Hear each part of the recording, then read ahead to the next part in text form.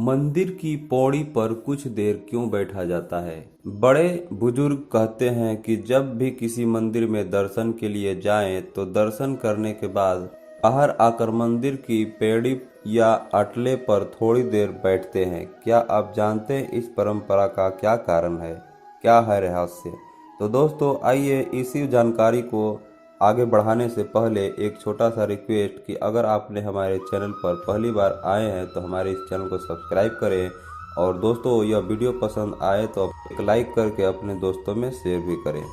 आजकल तो लोग मंदिर की पैड़ी पर बैठकर अपने घर की व्यापार की राजनीति की चर्चा करते हैं, परंतु यह प्राचीन परंपरा एक विशेष उद्देश्य के लिए बनाई गई। वास्तव में मंदिर की पैड़ी पर बैठ करके हमें एक श्लोक बोलना चाहिए। यह श्लोक आजकल के लोग भूल गए हैं। आप इस श्लोक को सुने और आने वाली पीढ़ी को भी इसे बताएं। यह श्लोक इस प्रकार है। अनायासेन मरणम विनदेन्य जीवनम देहांत तव सानिध्यम देहि में परमेश्वरम।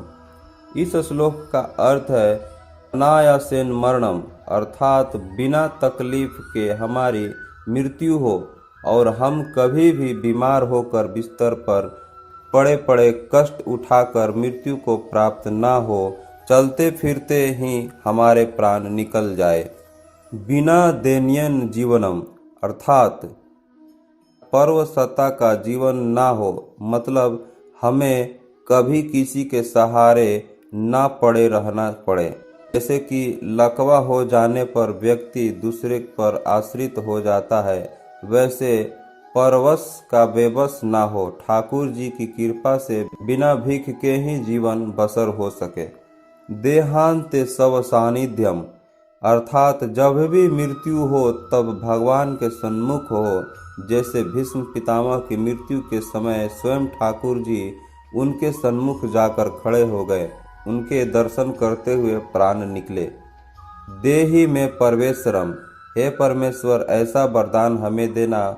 यह प्रार्थना करे गाड़ी लाड़ी लड़का लड़की पति पत्नी घर धन यह नहीं मांगना है, यह तो भगवान आपकी पात्रता के हिसाब से खुद आपको देते हैं। इसलिए दर्शन करने के बाद बैठकर यहाँ प्रार्थना अवश्य करनी चाहिए। यह प्रार्थना है, याचना नहीं है। याचना सांसारिक पदार्थों के लिए होती है, जैसे कि घर व्यापार नौकरी पुत्र पुत्री सांसारिक सुख धन्य या अन्य बातों के लिए जो मांग की जाती है वह याचना है, अर्थात वह भीख के समान है। हम प्रार्थना करते हैं, प्रार्थना का विशेष अर्थ होता है अर्थात निवेदन। ठाकुर जी से प्रार्थना करें और प्रार्थना क्या करना है यह श्लोक आपको बोलना है।